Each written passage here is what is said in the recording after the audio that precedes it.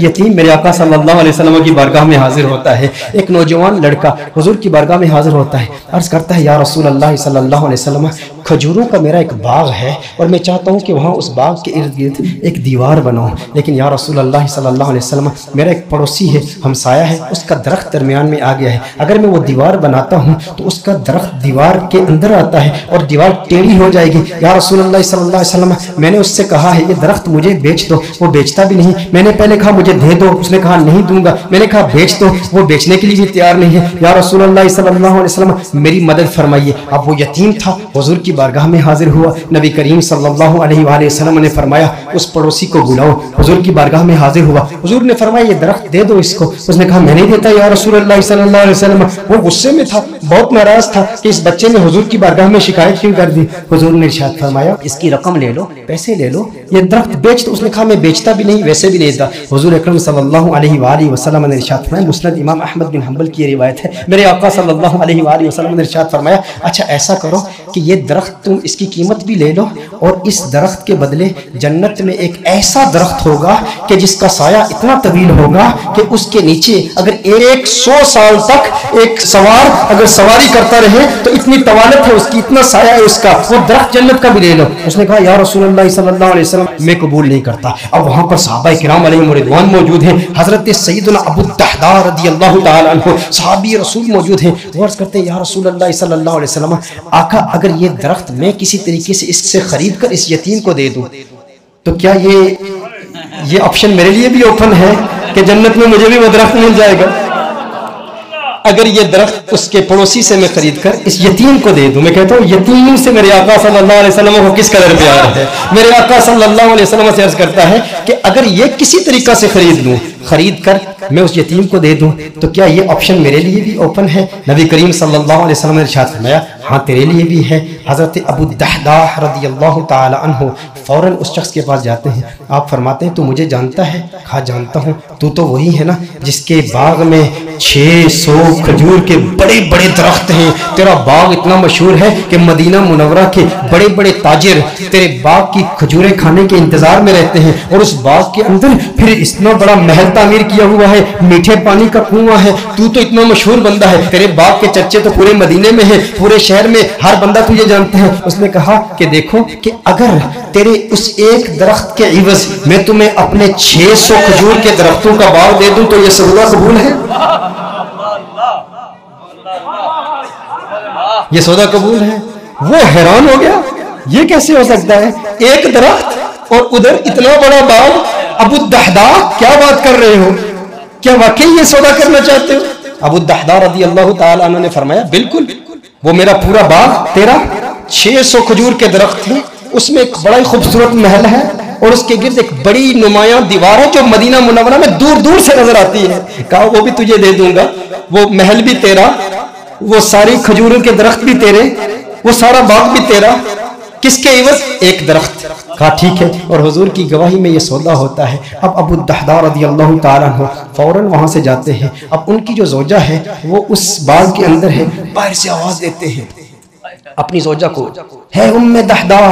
ذرا باہر آؤ باہر آؤ، میں نے اس باغ کو بیچ دیا ہے۔ اب ام دحداء جانتی ہیں یہ بہت بڑا تاجر ہے، بہت بڑا بزنس مین ہے، خسارے کا سودا نہیں کرتا، کبھی خسارے کا سودا نہیں کرتا۔ ام دحداء نے کہا ہے وہ دحداء کیسے سودا کیا ہے؟ کہا جنت کے ایک درخت کے عوض میں نے بیچا ہے۔ اب دیکھو میرے دوستوں،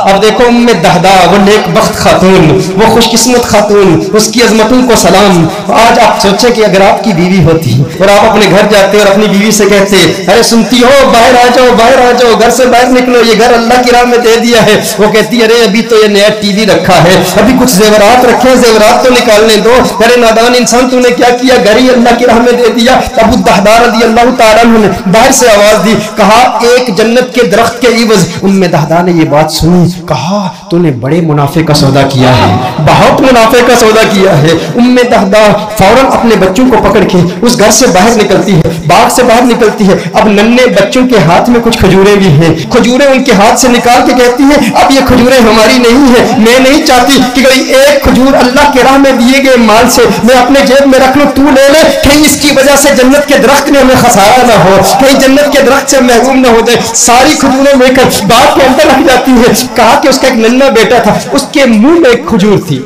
मुंह से खजूर निकालकर फौरन बाग में रख दी। कहा अब इस पर हमारा कोई हक नहीं है, ये अल्लाह का माल है, अब हमने अल्लाह की राह में दे दिया है। अब इस पर उलमा के दो कौल हैं। एक मारूफ कौल की रोशनी में अर्ज करता हूं कि अबू दहदा रज़ियल्लाहु ताला अन्हु के इस बाग के अलावा उनके पास और कोई बाग भी नहीं था, उनके पास और कोई दौलत भी नहीं थी, उनके पास और कोई माल भी नहीं था। लेकिन अबू दहदा रज़ियल्लाहु ताला अन्हु हुजूर की बारगाह में फिर हाजिर होते हैं, अर्ज करते हैं या रसूलुल्लाह सल्लल्लाहु अलैहि वसल्लम, आका ये सौदा पक्का है ना, आका ये सौदा पक्का है ना। नबी करीम सल्लल्लाहु अलैहि वसल्लम खुश हो जाते हैं और हुजूर खुश होकर फरमाते हैं कम मिन इज़्किन रदाहिन लि अबी दहदाह फिल जन्नह, कम मिन इज़्किन रदाहिन लि अबी दहदाह फिल जन्नह, कम मिन इज़्किन रदाहिन लि अबी दहदाह फिल जन्नह। रावी कहता है हुजूर बार बार पढ़ ले, मुसलसल पढ़ ले, मुसलसल ये जुमले कह रहे हैं अबू दहदा तेरे लिए जन्नत में कितने दरख्तों की, कितनी टहनियों पे कितनी खजूरें, माला माल है तू। बार बार हुजूर इरशाद फरमा रहे, बार बार यही जुमले। और दो रिवायात इसमें, दो मुख्तलिफ रिवायात में मुख्तलिफ अल्फाज है, कम मिन इज़्किन रदाहिन लि अबी दहदाह फिल जन्नह। हुजूर अकरम सल्लल्लाहु अलैहि वसल्लम ने एक दूसरी रिवायत में फरमाया एक दरख्त के इवज एक दरख्त का सौदा किया था, अब तो तूने 600 दरख्त दे दिए तो जन्नत में 600 दरख्त तो कम से कम तुझे मिलेंगे ना। मैं मोहम्मद अरबी सल्लल्लाहु अलैहि वसल्लम जन्नत में देख रहा हूं कि खजूरों के कितने दरख्त अल्लाह जल्ल व अला ने तुझे दे दिए हैं। मेरे दोस्तों इतनी कुर्बानी दी, एक यतीम की खातिर दी, लेकिन उन लोगों की कुर्बानी का अंदाज भी देखें, उनकी कुर्बानी का अंदाज भी निराला है। आज कोई कुर्बानी दे ना और उसे जन्नत की जमानत मिल जाए, या कोई कहे, कोई शेख ही कह दे, कोई स्कॉलर ही कह दे, कोई ऑर्गेनाइजेशन का मेंबर ही कह दे, कोई तहरीक वाला ही कह दे, इतना काम करे ना तो फिर तेरा काम कबूल हो जाएगा। वो कहते हैं मैंने तहरीक के लिए, मैंने दीन के लिए, मैंने इस मस्जिद की तामीर के लिए, मैंने कंजुल हुदा के लिए, मैंने दीनी ऑर्गेनाइजेशन के लिए, अपनी तहरीक के लिए इतना बड़ा काम किया, अब ये काम काफी है। लेकिन सहाबा किराम अलैहिम रिज़वान का ये मिजाज नहीं था। अबू दहदा के लिए मेरे आका नारे लगा रहे हैं, बार बार फरमा रहे हैं अरे कितनी खजूर है, मैं देख रहा हूं जन्नत में ये सारे तेरे हैं। बार बार इरशाद फरमा रहे हैं भाई जितने इतनी तसल्ली मिल जाए और लिसाने मुस्तफा से मिल जाए, आका की जुबान से मिल जाए,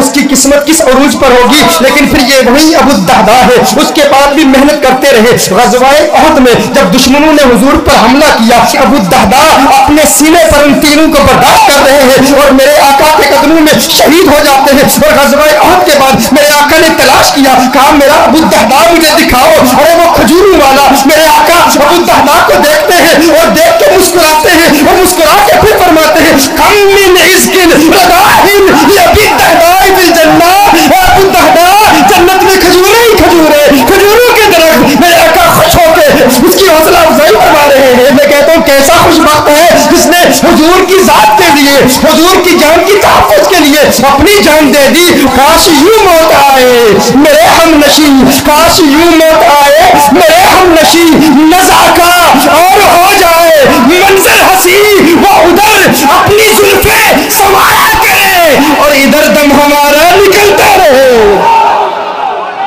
हुजूर की जुल्फों का असीर, हुजूर की जुल्फों को देखता हुआ इस दुनिया से चला गया। दिल में, जिगर में, आंख में बस तू ही तू रहे, इसके सिवा न दिल में कोई आरज़ू रहे। इस एहतिमाम में शौक में सजदे करूं अदा तेरा